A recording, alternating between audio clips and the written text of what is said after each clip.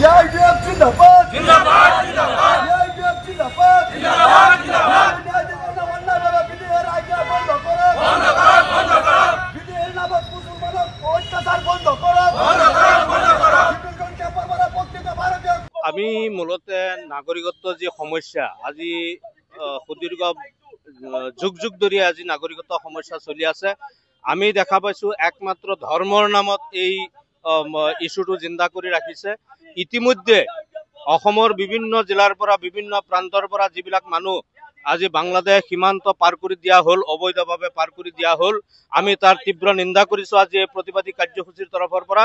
আৰু আমি দাবী উত্থাপন কৰিছো যে আমাৰ এই নাগৰিকত্ব যি সমস্যা, ডি ভোটাৰ সমস্যা, ডিটেনশ্যন কেম্পৰ সমস্যা, বৰ্ডাৰ সিল কৰাৰ যি সমস্যা, এই সমস্ত সমস্যাবিলাক চৰকাৰে অতি শীঘ্ৰে সমাধান কৰিব লাগে আৰু এই ৰাজনীতিৰ দোকানদাৰীটো বন্ধ হ'ব লাগে।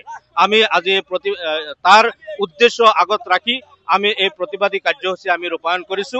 আমি এই প্ৰতিবাদী কাৰ্যসূচীৰ পিছত মহামান্য আমি ৰাষ্ট্ৰপতি মহোদয়লৈ আমি এখন স্মাৰক পত্ৰ প্ৰেৰণ কৰিম।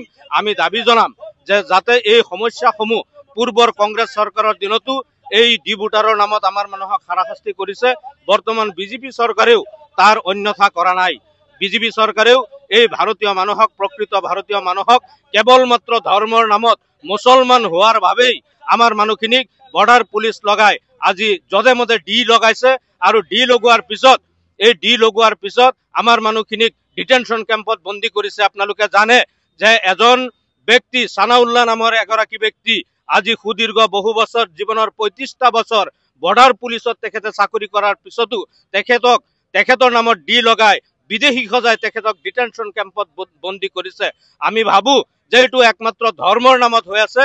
গতিকে মহামান্য ৰাষ্ট্ৰপতি মহোদয়ে হস্তক্ষেপ কৰি এই সমস্যাবিলাকৰ সমাধান হ'ব লাগে। ডিটেনশ্যন কেম্পত প্ৰকৃত ভাৰতীয় বহুত লোক বন্দী হৈ আছে। তেওঁলোকক তদন্ত মৰ্মে যদি বাংলাদেশী হয় বা বিদেশী হয় তেওঁলোকক বিদেশলৈ বিতৰণ কৰিব লাগে, আৰু যদি ভাৰতীয় হয় তেওঁলোকক ডিটেনশ্যন কেম্পৰ পৰা মুক্তি দিব লাগে আৰু এই সমস্যাৰ সমাধান হ'ব লাগে।